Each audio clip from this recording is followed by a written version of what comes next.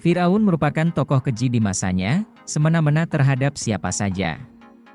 Saking kejamnya, kisah Firaun tercatat dalam kitab suci Al-Quran. Ayat-ayat Al-Quran telah menyebutkan sejak 14 abad silam tentang eksodus Musa keluar Mesir, dan penyeberangan legendarisnya bersama kaumnya dalam rangka melarikan diri dari kejaran Firaun dan pasukannya. Para musuh itu akhirnya terjebak dalam lautan dan tenggelam serta menyisakan jasad Firaun satu-satunya, yang lalu terdampar dan menjadi cerita dan pelajaran bagi generasi manusia berikutnya. Allah berfirman, "Apakah sekarang baru kamu percaya? Padahal sesungguhnya kamu telah durhaka sejak dahulu dan kamu termasuk orang-orang yang berbuat kerusakan.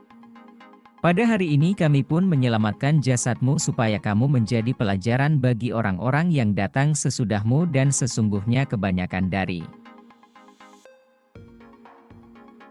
manusia lalai terhadap tanda-tanda kekuasaan kami." Yunus 91.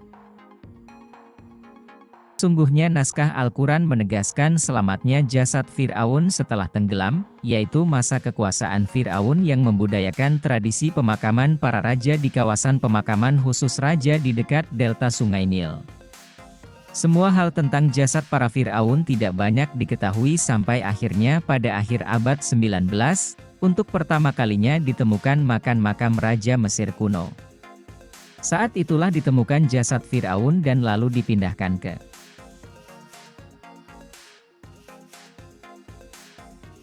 Museum Kairo untuk diteliti dan dipastikan statusnya. Telah ditegaskan dalam historiologi bahwa Fir'aun yang berkuasa saat eksodusnya bangsa Israel dari Mesir bernama Menfanah atau Menbanah, putra Ramses II, yang berlaku kejam kepada bangsa Israel.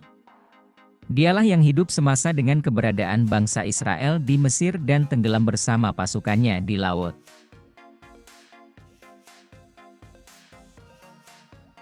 Namun, jasadnya ditakdirkan oleh Allah untuk selamat dan terdampar di pantai.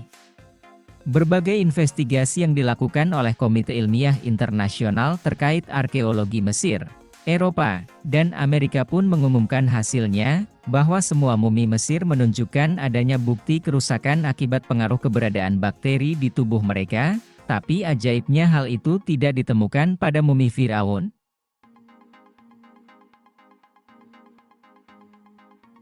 Sesungguhnya Allah lah yang mendengar bagaimana Fir'aun meminta pertolongan di akhir-akhir hembusan napasnya.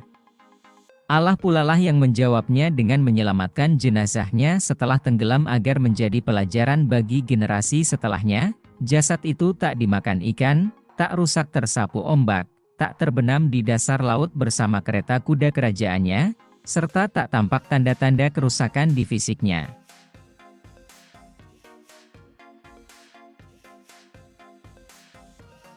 Bahkan tak terjamah bakteri yang biasa merusak jenazah orang mati yang dimumikan.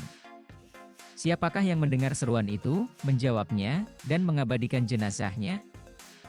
Dialah Allah yang menurunkan ayat-ayat Al-Quran dan menceritakan sendiri kisah itu dan menjaga jasad yang terkenal itu.